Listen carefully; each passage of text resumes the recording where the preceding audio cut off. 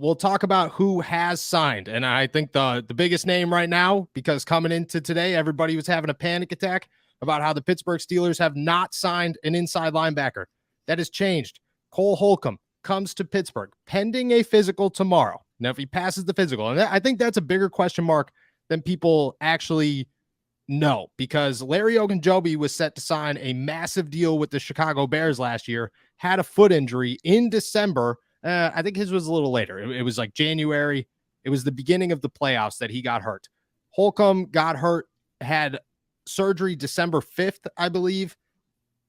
So you have to, and it was still on the foot. So you have to imagine that is still a question mark. If he does pass, he comes to the Pittsburgh Steelers with 48 starts in his first 4 years in the NFL. He's a 5th round pick for the Washington Commanders. He's got 388 tackles, 4.5 sacks, 15 tackles for loss, 3 interceptions, 5 forced fumbles, and 10 pass deflections. That is not a bad resume for a guy who has only played 50 games in his NFL career. Even this past year, he played 7 games. He had 69 tackles by the time he was out for the season. Is it a win? I would say I classify this move as safe. What are your thoughts? Yeah, I think safe's a good way to describe it. This guy is obviously produced. We don't know financial terms yet, right? We know the length, but not how Financial much. terms have not been released. I would imagine that comes after the physical. But if, I mean, look, just to add a reference here, he is significantly down the list on the 33rd team, which has had all the rankings for all the free agents. And the 33rd team usually knows what they're talking about.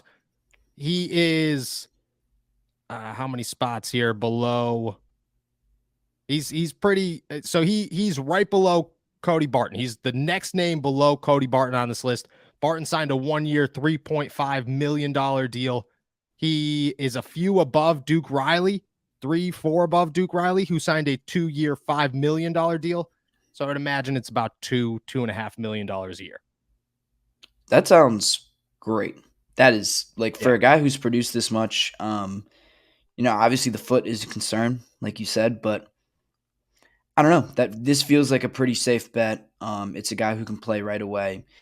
It seems like he's gonna I just wonder. My big question is this the only move? Because it seems like this is just who they're going to plug in and play right away at the moment. But do they reach for another linebacker in the draft? Do they reach for another one in free agency? I don't know, because it's still.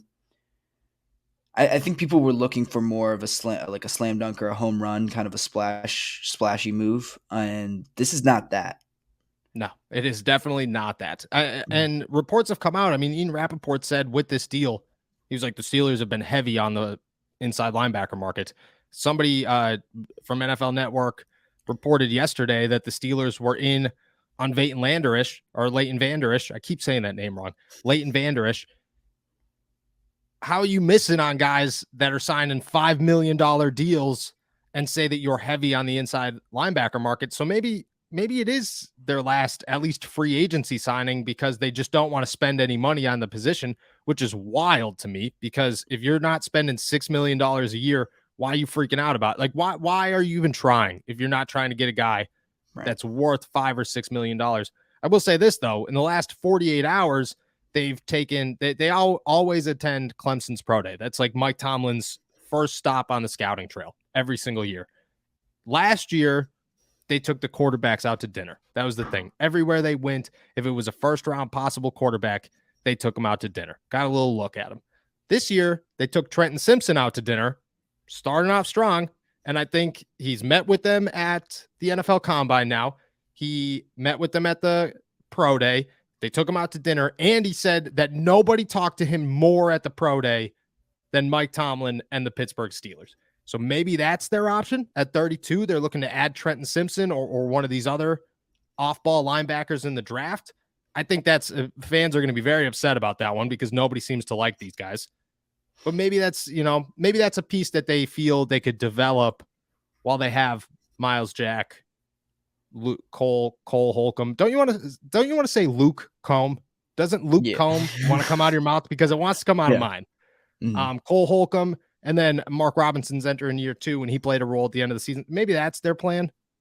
I don't know. I don't think it's necessarily a good one, but I also think that inside linebacker is the most useless position on a football field defensively, outside of like nose tackle on passing downs. But like, I mean, what you could eliminate all but one inside linebacker on most downs.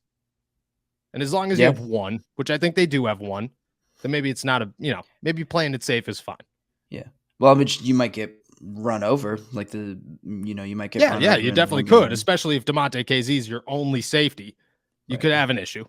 But I think that if you solidify the defensive line, you could work around inside linebacker. But maybe this guy is reliable. Maybe this guy comes in here and he's totally fine, and there's a reason that he was a captain in his first 4 years in the NFL, and if he didn't get hurt, maybe he's re-signing with the Washington Commanders. I don't know how good Washington's defense was last year, but I don't view Washington as a good team.